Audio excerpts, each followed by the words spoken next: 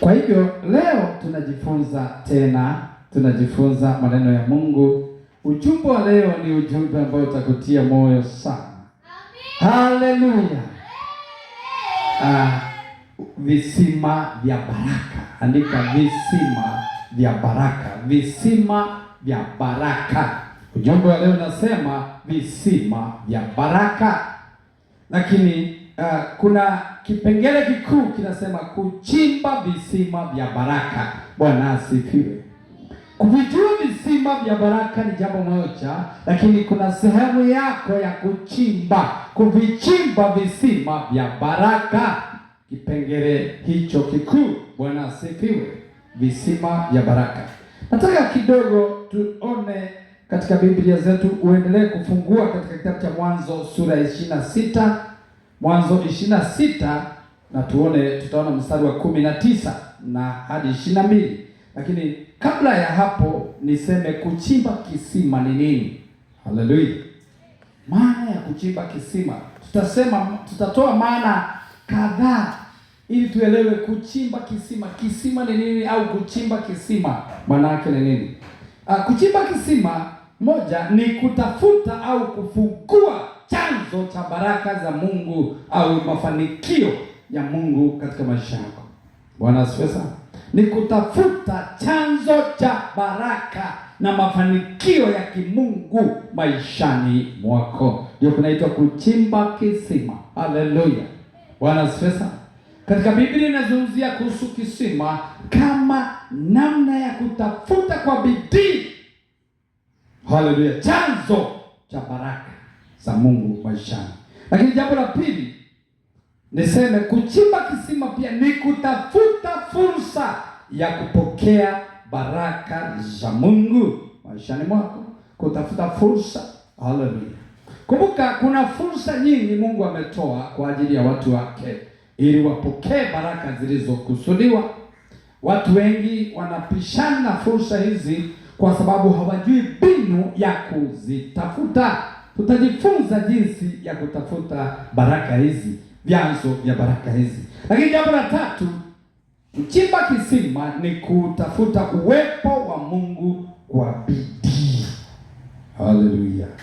Nataka twende kwenye kitabu cha Mwanzo sura ya 26, tutasoma kuanzia mstari wa 19. Tuanze Mwanzo 26, tuanze 18 twende hadi 22. Biblia inazungumzia kuhusu Isaka. Inasema Isaka akarudi akavichimbua vile visima vya maji walivyovichimba siku za Ibrahimu baba yake, maana wale Wafilisti walikuwa wamevifukia baada ya kufa kwake Ibrahimu, naye akaviita majina kufuata majina alivyoviita babake au babaye. Bwana asifiwe. Hapo tutajifunza kitu baadaye, lakini tuendelee. Watumwa wa Isaka wakachimba katika lile bonde, wakapata kisima cha maji yanayobubujika. Wachungaji wa Gerari wakagombana na wachungaji wa Isaka wakisema, maji haya ni yetu. Ndipo akakiita, yani Isaka akakiita jina la kile kisima Eseki, kwa sababu waligombana naye. Maana ya Eseki ni ugomvi au mabishano. Mstari wa 21, wakachimba kisima kingine wakagombania na hicho tena, akakiita jina lake Sitna, maana yake upinzani au uadui. Sitna ni upinzani au uadui. Bwana tusaidie sana. Lakini akaondoka huko akachimba kisima kingine, wala hicho hawakukigombania, akakiita jina lake Rehobothi, akasema, kwa kuwa sasa Bwana ametufanyia nafasi, nasi tutazidi katika nchi. Rehobothi maana yake ni nafasi pana au ni mahali pa amani na kupanuka. Bwana Yesu asifiwe. Ni mahali pa baraka zilizokusudiwa. Bwana tusaidie sana. Tumeona katika kitabu hiki cha Mwanzo, huyu mtoto au wana wa mtumishi wa Mungu Ibrahimu ambaye alikuwa anaitwa Isaka, alifika mahali akaingia katika nchi ile babaye alipokuwa anaishi, kipindi alipokuwa anaishi katika hema. Na alipofika kule akaanza kuchimbua visima, na kitu cha kushangaza, alipokuwa anaenda kuchimba anakuta hapa kuna sehemu kulikuwa na kisima zamani, akachimba. Haleluya! Kuna baraka za lineage ambazo zinatakiwa uhakikishe unazirithi zote, unatembea nazo katika maisha yako ili ufanikishe lengo lililotamkwa, lililokusudiwa. Bwana asifiwe. Kila wakati Mungu kuna kitu alitamka kwa waliotutangulia ili tuweze kufanikiwa kupitia wao. Amen. Kumbuka Ibrahimu, Biblia inasema ni baba yetu wa imani. Lakini nataka niseme Bwana apewe sifa. Amen. Kuna kitu ambacho unatakiwa ujue. Nimesema kuchimba kisima ni kuandaa au ni kutafuta mazingira au chanzo cha baraka za Mungu maishani. Na nasema ujue kitu kimoja, chanzo cha baraka za Mungu siku zote huanza na upinzani mkuu sana kutoka kwa adui. Haleluya.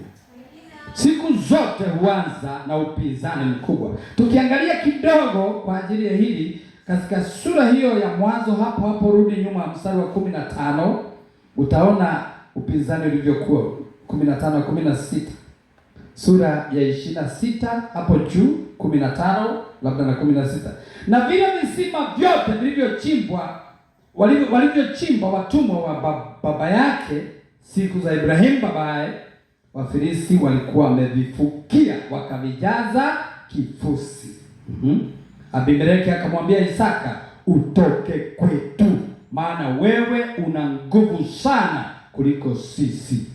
Basi Isaka akatoka huko akapiga kambi katika bonde la Gerari akakaa huko. Haleluya. Haleluya. Kuna upinzani mkubwa wa chanzo cha baraka za Mungu maishani mwako. Lakini tutaona kitu cha msingi kwako ni kutokata tamaa. Kitu cha kwanza cha msingi ni kutokata tamaa, ni kutompa ibilisi nafasi, ni kujaribu tena. Tunaona hapo ni juu, alipoambiwa basi toka kwetu, akaenda. Alipoenda Gerari, akaanza tena kuchimba visima vingine. Haleluya. Bwana Yesu apewe sifa.